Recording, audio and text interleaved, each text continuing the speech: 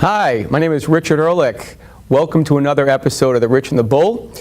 I'm here with a good friend of mine, Nick Fortune, affectionately known as The Bull.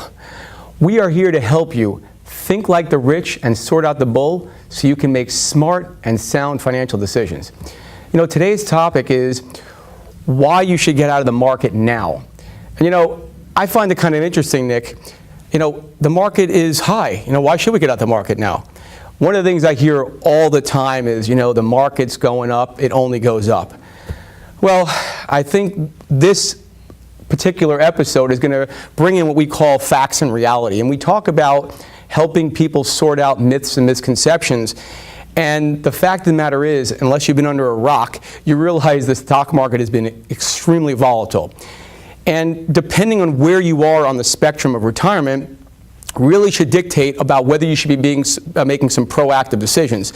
I mean, quite frankly, Nick, if you're 25 years old and you lose half your money, I mean, nobody wants to lose half their money, but what'd you lose, like $100, right? But if you're close, if you're 5 years away of retirement or you're in retirement and you lost half of your money now, I think that might have a different impact. So maybe you could share a little bit about some of the things that people really need to be knowing about, facts, not myths and misconceptions. Well, there's a couple of things that are going on, and I'm really surprised that nobody is really paying attention to history. They're not disputable what has happened in our past. I mean, historically, ever since 1946, the market has corrected about every 10 and a half years. If we look at the last time that the market was up was right before 2008. So we're actually past the time. Some people statistically say based on when the last market crash happened, when they want to call it a crash or whatever, when we hit the bottom, was really right at this time. And the average drop that has happened when the market turns is about 33.8%. So if you went throughout history and you had your money in the market over the last 40 years, you had an average loss of about 33, 34, 35%. Of course, this last time people lost 40 to 60% in the market. And so here's what I just don't understand. People are holding on. In one of our previous episodes, we talked about the fact that your broker's never going to tell you to sell. But what most people don't understand is how overvalued the stock market is. I think it was Warren Buffett that said it best right before the 2016 election when he was discussing the fact that the market was 16.9 times overvalued. Now, if it was 16 times overvalued back then, imagine how overvalued it is right now. When it's overvalued, that means that people are overpaying. And today, we're watching a lot of the things that really happened in 2007. I mean, think about some of the things that we're reading about in the newspapers and the press. All these companies out there are saying that they're not going to hit their numbers at the same time that they're letting off people.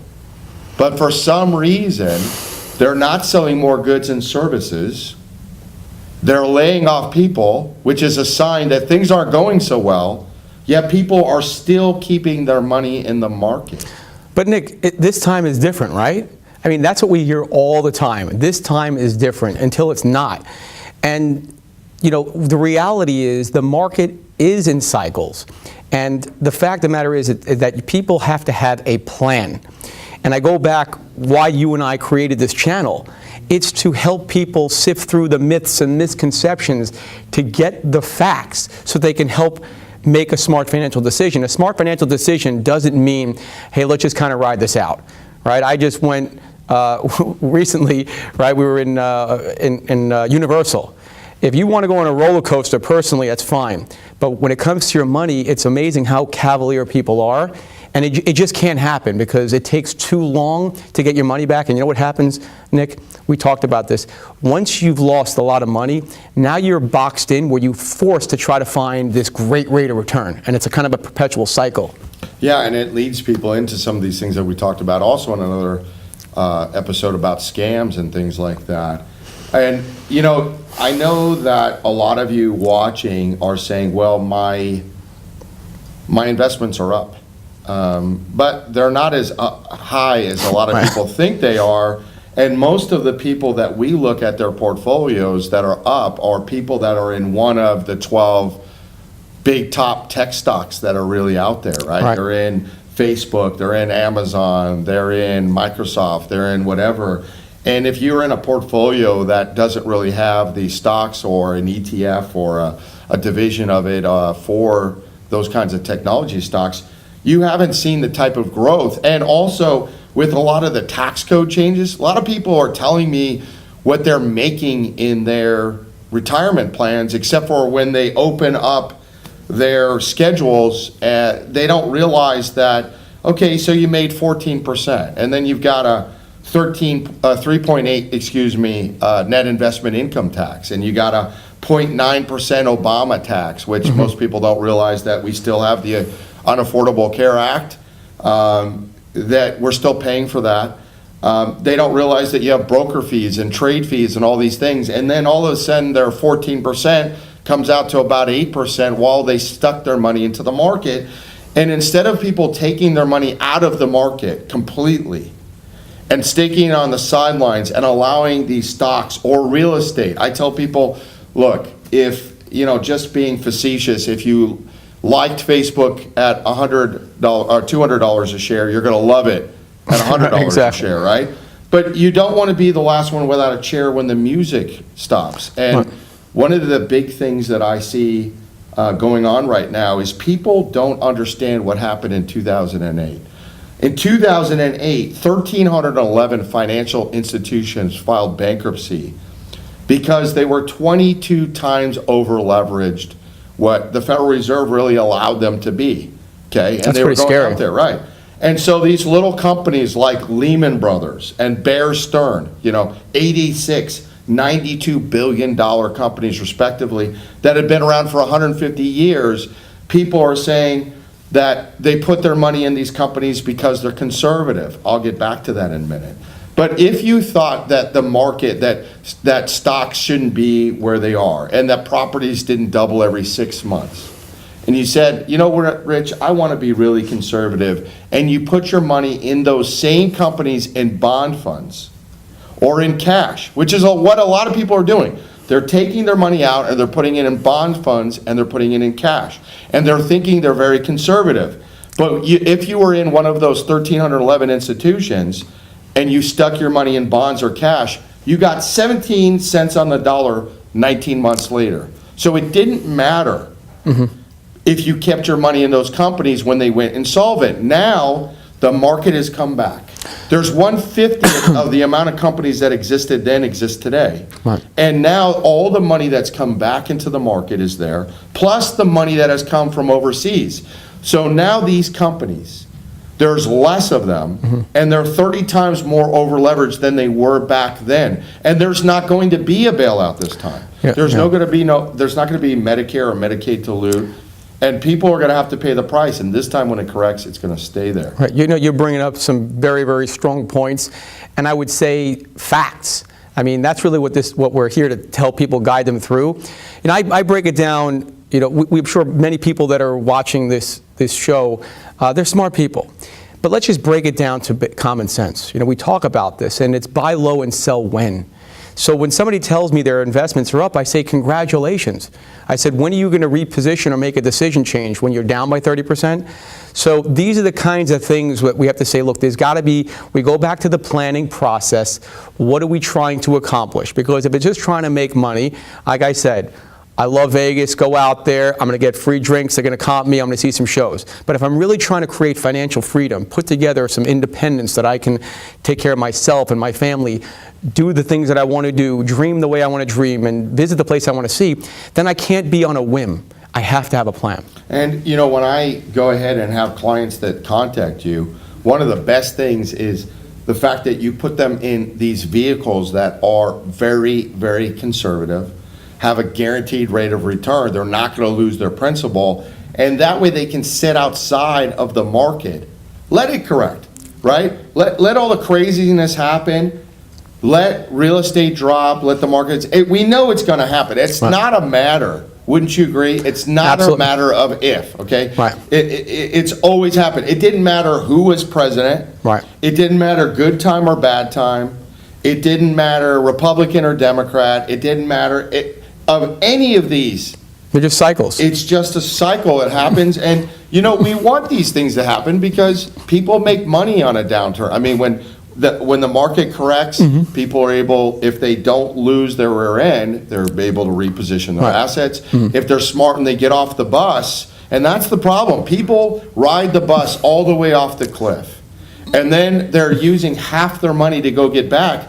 And they're running out of the time that they have to retire. And people cannot, as you said, when people get older, they have more money to risk. You have less time, though. To make it up. To make it up. And, you know, this is the thing that you need to understand about securing your principal, because you lose that principal. And when things go back, if you were able to save it, right? Sit on the sideline, let these things correct. If you were back in 2008, I mean, Citibank and GM were $1. Imagine if you bought those where now, you know, at least Citibank, I think was at, I don't remember if it was $56 or Right. $86 a share. It's irrelevant. And now, It's way hotter and now than G is $1.50. Right. Well- I mean, these are important things You're to right. consider, guys, is, you know, put yourself on the sidelines, get out. The limited amount of gain that you're going to get, maybe you miss out on a couple percent. Right. You might miss that little opportunity there, but you're going to save yourself huge chunks of the pie by just sitting out on the sidelines, letting everything correct itself, and then buying real estate at all-time discounts. Yeah, so- buying stocks at all-time You discounts. hit the nail on the head. I think as we wrap up here, we're going to talk about this on upcoming shows. But what I find is interesting is that people have been conditioned so long that they go with the flow because they've been told to do certain things. And we're going to be talking a lot about that in upcoming shows. But one of the things that I like to share with my clients, and I think you know this, is that if we can create actual purposes for each dollar that you have. So this pile over here is for my income, because remember, retirement is not about assets, it's about how much income you're going to have to do the things you want to do when you want to do them. And then if we want to take risk and we want to be in the market, and of course we should have a plan, then that's isolated to itself. So if there is a bump there, my life, I'm still taking that cruise, I'm doing what I want to do. And then we have this thing, it's not sexy and exciting, it's called emergency cash position. That way, break glass in case of emergency, you don't have to wreck any of the other parts of it. So going back again, and I commend everybody here for really taking the time to being proactive and trying to better yourselves. But Rich and the Bull was created to kind of guide you guys to help make these smart decisions so you can create a better life for you and your family. Yeah, absolutely. It's very important that we're not trying to speak to you from a point of fear. It's not about fear-mongering or jumping out of a burning building, right? I mean, that's once the building is on fire, it's too late. It's about understanding past cycles, educating yourself, being prepared, having the tools at your fingertips so that you can come up with a game plan. I mean, just think about it. I mean, you did whatever it is you're going to do. Sit on the sideline, come up with another game plan in Right. anticipation that what we know historically has always happened Right. is going to happen again. And if you have the cash to do that, imagine what that would do to your net worth, to your financial freedom to execute at the last part of your life, middle part of your life, beginning of part of your life. How many of us wish we could go back in time Right. and move that money out of the market and where we would be today? Hindsight is 20/20, and that's one of the things that we do here. And I'll tell you, I'll just touch one last time on the conditioning. The reason why people are so caught in this quagmire, they don't understand, is because retirement used to be easy. You work for a giant company for 40 years. They said, hey, Nick, congratulations, you're retiring after 40 years. They throw a party with all your coworkers, throw a party for you. They have a nice cake. They give you a gold watch, and they send you off on with what? A pension. So there was no worry. You just those days are gone. The risk is on you, and now you have to make smart decisions to make sure that the money lasts as long as you do. Most important thing, guys, in closing, we want to make sure that you go out there and share this information with your family members and your friends. Like us and follow us on Facebook. Make sure that you subscribe to our new YouTube channel and like and share. Comment on our videos. Tell us, what are you interested in learning? What did you like about it, don't like about it? Those that do comment will enter themselves in a $25 raffle. We give you an Amazon gift card. You got to stay tuned for our upcoming episodes. Guys, take your financial bull by the horns. Don't mess with the bull. Stay tuned to us and look for our next video, guys. We appreciate you guys being here, all our fans, and following us. Thank you very much.